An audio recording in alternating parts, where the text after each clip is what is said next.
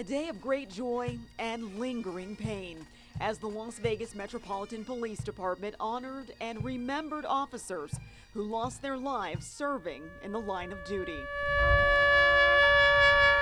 And I think it's important that we do remember because, you know, these young men made it the ultimate sacrifice, and it's important for us to provide that solace or that calm for the families and that they didn't do it in vain.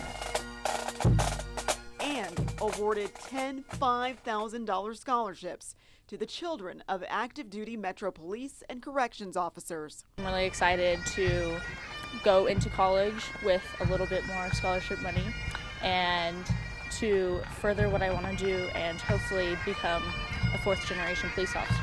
The scholarship, named in memory of officers Alan Beck and Igor Soldo, who were killed in the line of duty in 2014. It was made possible by the generous donation of Ron Corey and Don Tamburo.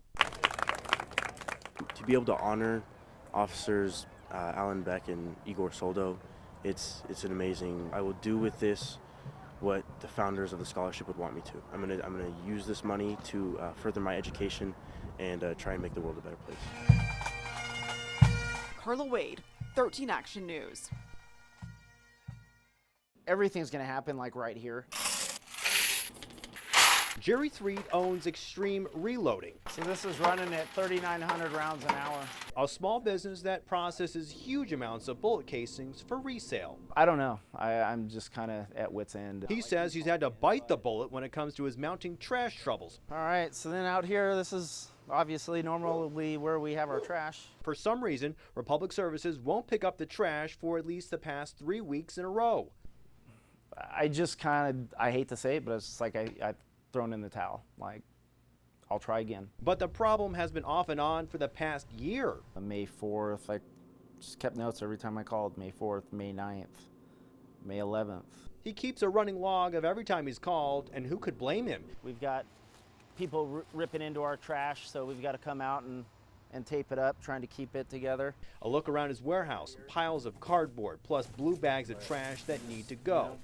Outside, the trash overflows onto the ground, and it turns out he's not the only one. Our neighbors have theirs piling up by the trash bags as well. It's been about like 2 months since they stopped coming around. Over at Exotic Leather Works, the same story. Made multiple attempts to call them and reach out. Nothing ever gets done. But the bills keep coming. In fact, businesses have resorted to picking up and disposing the trash at their own private homes. I'm going to have no choice but to bring my truck down here, load it up, and now go take a trip to the dump and do their job for them. It's not fair to me or anybody else in this community. 13 Investigates reached out to Republic Services after hours, and they say they are looking into the situation.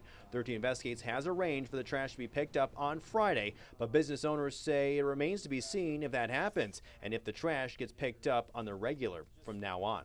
Joe Bartels, 13 Action News. As cannabis acceptance grows, people are looking for ways to incorporate it into other parts of their lives.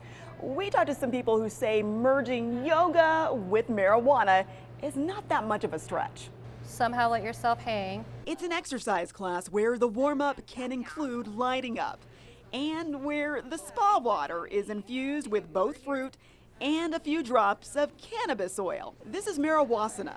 Marawasana is marijuana and asana. And asana is a Sanskrit word that most yoga poses end in asanas. An idea that came to Stacy Mulvey while living in cannabis-friendly Colorado and studying to be a Pilates instructor. I thought, why not kind of test the waters with something new, something people might not be used to yet, but I just kind of thought I saw a trend and, just started putting up some classes and just kind of took off from there. It's a yoga class where the mellows mixed in with the zen.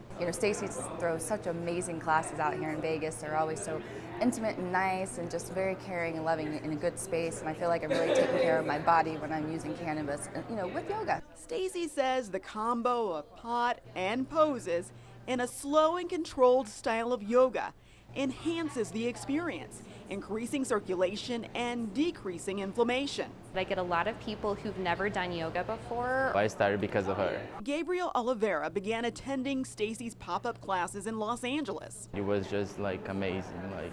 It helps with the pain, it helps with like your body stretch and everything. Like it's just perfect. An athlete, he and the rest of this class don't fit the profile of the pudgy pothead glued to the couch scarfing down junk food. And plus, it's really good for your body. The health benefits, the cannabinoids are going into your body, the CBD elements. She has the water and the lemon. It's a really great health and wellness program. Pushing their bodies and pushing back against common stereotypes about cannabis users.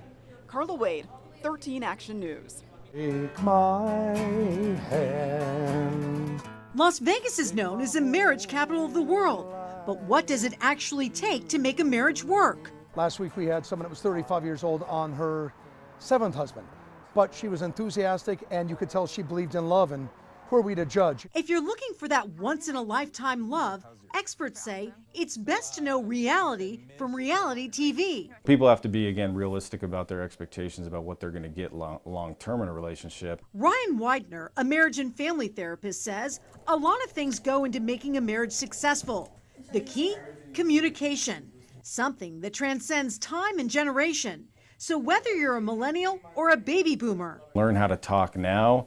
It's going to save us a lot of heartache down the road for sure. and the proof is in the pudding. And it means taking your vows seriously. When somebody says and commits to you that they're going to love you in sickness and health. Oh, honey.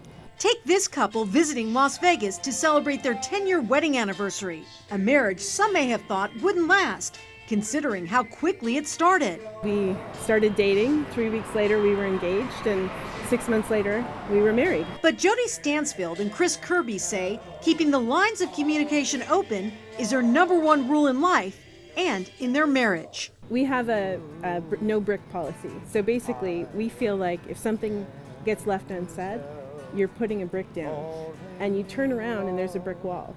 So our goal is when there is a brick there to address it, to talk about it, and to get rid of the brick. Thank you very much.